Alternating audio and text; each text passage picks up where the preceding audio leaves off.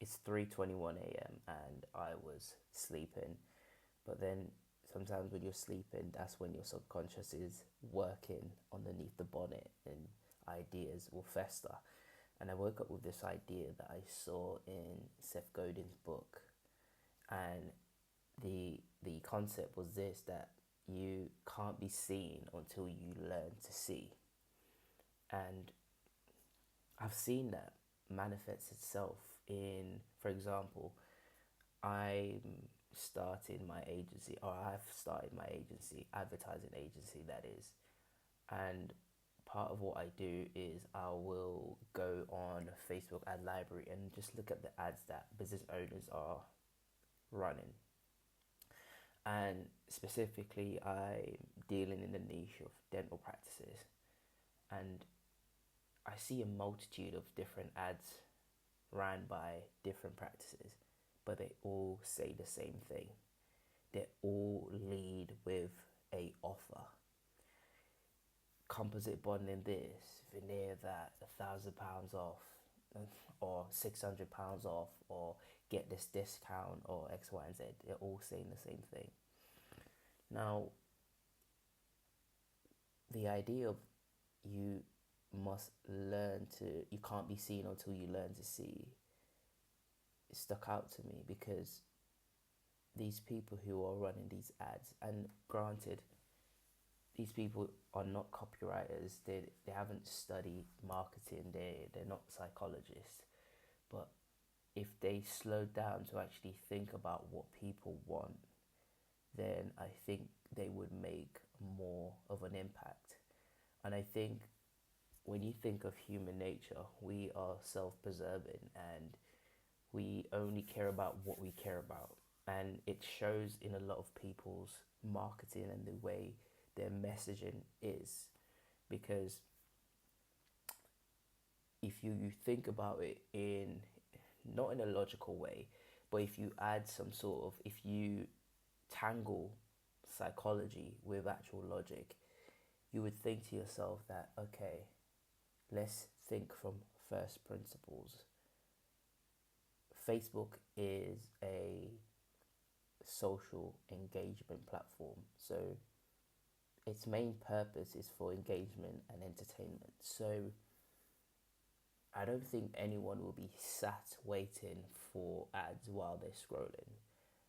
So if somebody's doom scrolling on Facebook, they're not on there waiting for an ad on veneers or composite bonding. No, no, no. They are on there stalking their ex, or liking cute pictures of dogs, or sharing a picture that they uploaded, whatever people do on Facebook. I don't know. So they're not actually on there looking for a solution. So when they see an ad that says, hey, we have a composite bonding deal, you can get £600 off, book your consultation now. Do you honestly think that somebody's gonna be like, oh yeah, cool, when, for example, they don't know who you are, there's no trust built, there's no rapport? I made a video recently and I said to practice owners or dental practice who are running Facebook ads, I said, you must know the definition of what advertising is, and it's that it was defined many years ago that of by men who were really good at what they're doing in terms of advertising. And in Claude Hopkins' book Scientific Advertising, he spoke about advertising and what it means, which is salesmanship in print. And you have to think, back in those days, a lot of things were through the printed word, so magazine and newspaper. So what did I deduce from that is that however you would sell in person, it's the same exact principle when you do it to a massive crowd or at scale.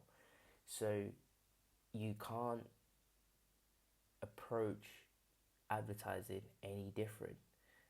Like, for example, you will see when I'm on Facebook ad library, I'll see practices say things like, oh, at XYZ dental practice, we care about your smile, or we are the award winning dental practice for X, Y, and Z. And I'm like, if salesmanship in print is the definition of advertising, meaning however you would sell in person to a person who is sat across the opposite chair, that's for example like how me and you're on the other side of the screen.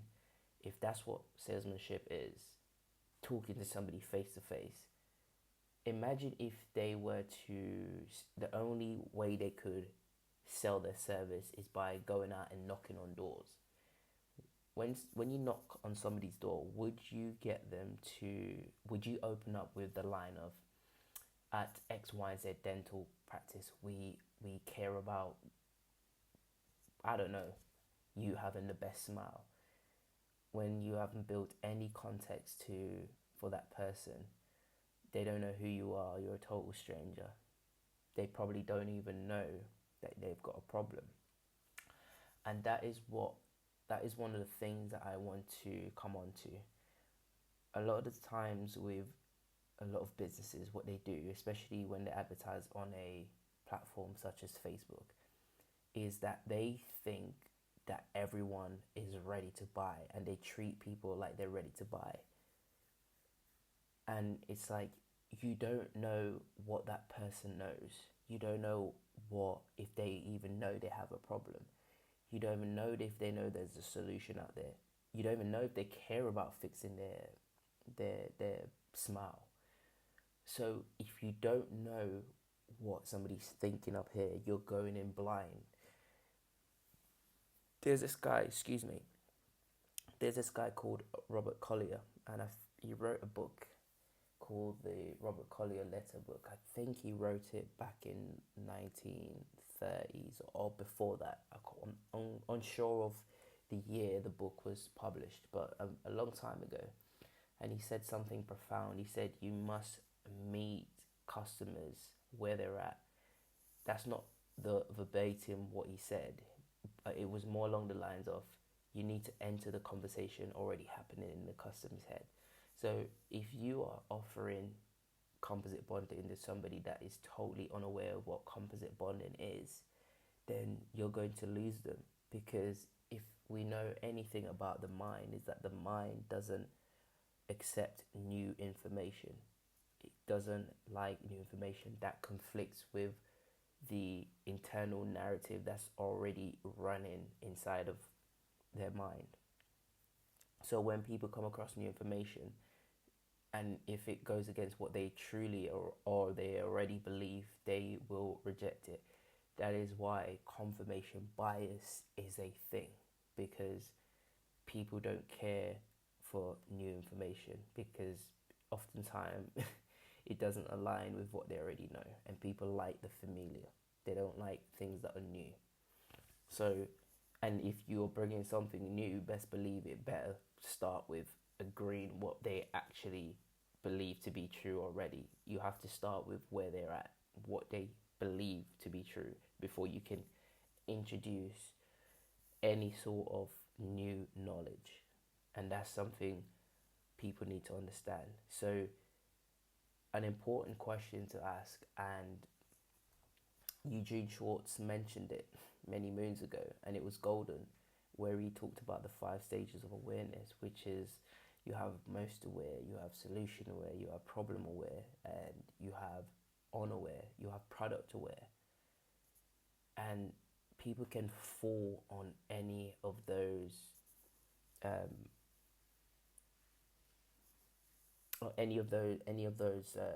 what would you call it, awareness.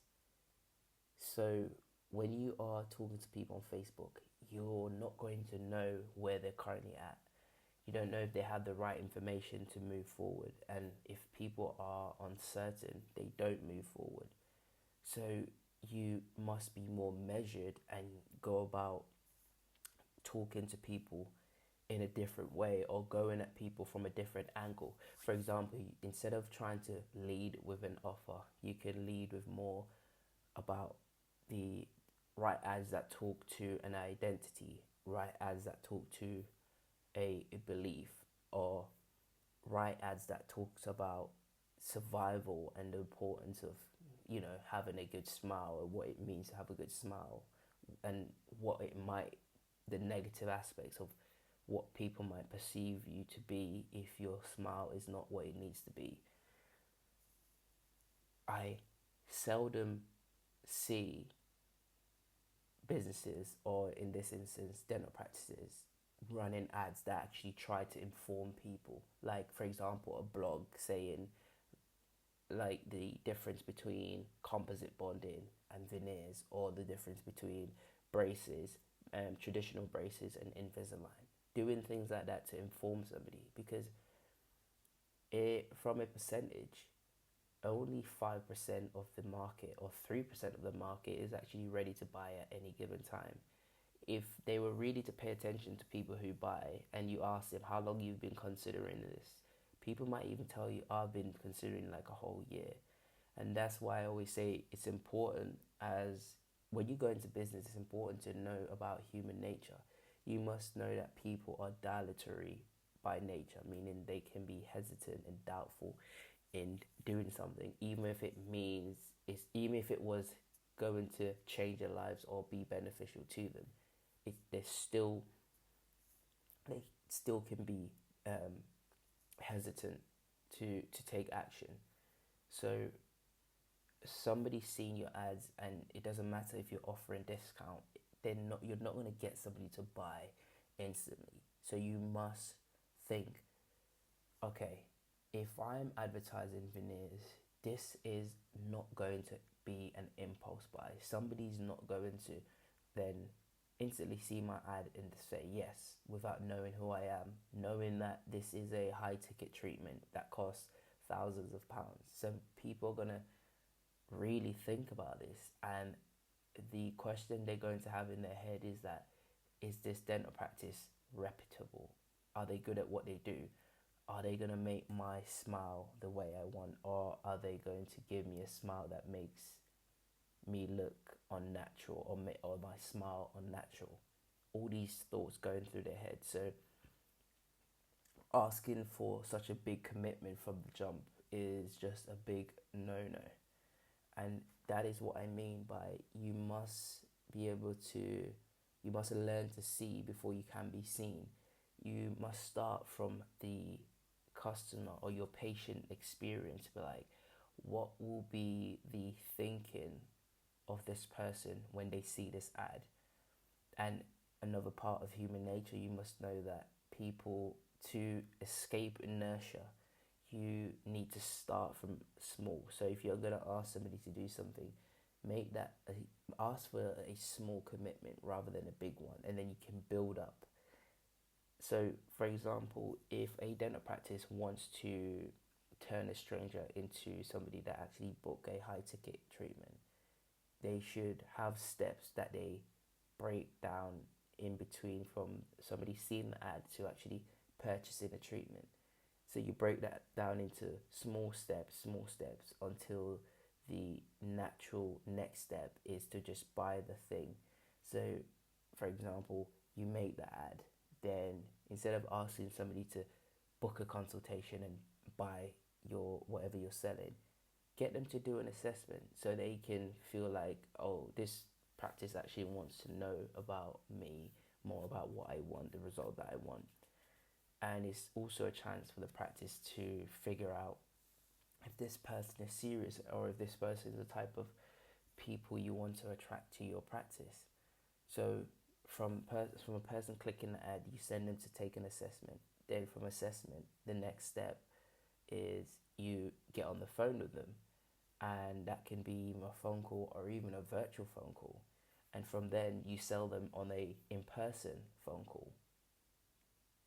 And from the in-person consultation, then when they're there physically in your practice, that's when you actually sell them on the treatment. But do you see how you're breaking down the barriers to entry to actually getting them to say yes? When you are talking about money, especially significant amounts of money, you have to remember the biases that people have. And For example, loss aversion. People are more affected by loss than actually gaining something. So as somebody who is wanting to get veneers, all they're thinking in their heads is like, am I going to lose my money, or are they going to mess my teeth up? Although they're looking forward to the results, those are the things, because part of human nature, where if we're going to gain something, we're always thinking there might be a trade-off or something that might go wrong. That's just how we are wired. So knowing these things, it makes you approach your marketing, your messaging differently, and it lets people feel more understood. And you won't get people to buy until they feel understood, until they feel seen, until you show that, hey, I truly want to understand where you're coming from and why and where you want to go. So I just had that thought, and I think if more businesses tried to educate and nurture and talk more to people about the results they want, instead of trying to lead with an offer to a stranger. Because if we go back to the analogy of going to somebody's house who is a total stranger, you couldn't just open the door and say, hey, buy this composite bonding deal, it's £600 off and you can get X, Y, and Z results, without them actually knowing who you are and X, Y, and Z. No, you would go in and try to figure out the landscape, as in, what do they know? What do they want? Are they even interested? Because as Eugene Schwartz said, you can't create desire, you can only channel it. And there might be some people out there that you're trying to sell on a certain treatment who don't care for that treatment, or they think, for example, there might be people who will get composite bonding but will never get veneers because they think veneers will ruin their teeth. So you don't know what people want. So the most important thing when you're talking to a stranger is find out where they're at up here, so then you can enter the conversation already happening. So when you do enter and you say something, you don't say something that suddenly gets their back up. You say something that, oh, they can agree on, and like, oh, okay, yeah. Then you can slightly nudge them and shift any beliefs they have that might be a false belief or a limiting belief over to the beliefs that you want them to occupy or hold. But trying to change somebody's belief in advertising is a very expensive business. So I guess what I'm trying to say here is, before you try to sell people, try to understand truly where they're coming from. Because when you learn to see, then that's when you will be seen. And my philosophy is this, is that you must learn to see, you must kill confusion, as in make things simple for people. And when you learn to see, when you lead with empathy and you find out what people truly want and you show them how to get it, and when you make things simple to understand, simple to grasp, and you clarify your message, you always then become the obvious choice. So yeah, that's all I got.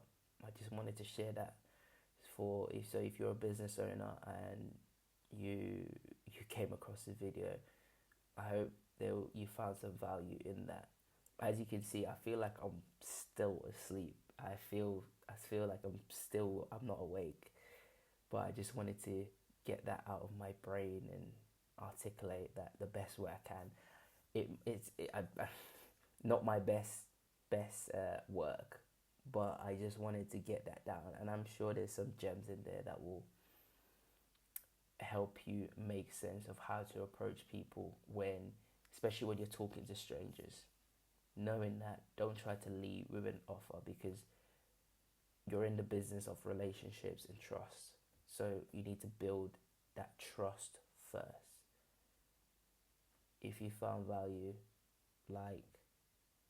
share your thoughts, let me know what you think in the comment, or share this with a business owner that you know that it might be helpful to them.